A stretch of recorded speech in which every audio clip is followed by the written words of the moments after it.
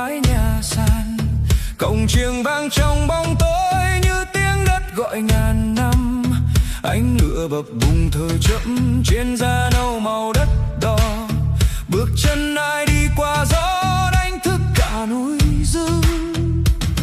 Nghe không, tim Đại Ngàn đang đập như trong sớm.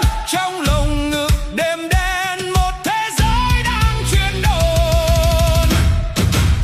Lửa lên đi,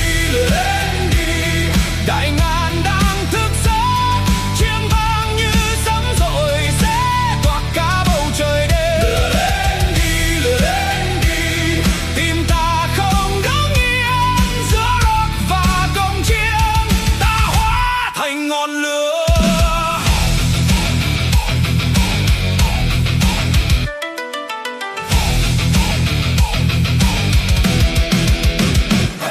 Con suối gầm như bass trầm, đá núi hóa thành nhịp trống. Gió xoay qua từng khe núi như xin xé không gian. Ánh mắt em như tia lửa giữa màn đêm hoang dại. Ta quay cuồng trong nhịp sống không điểm dừng.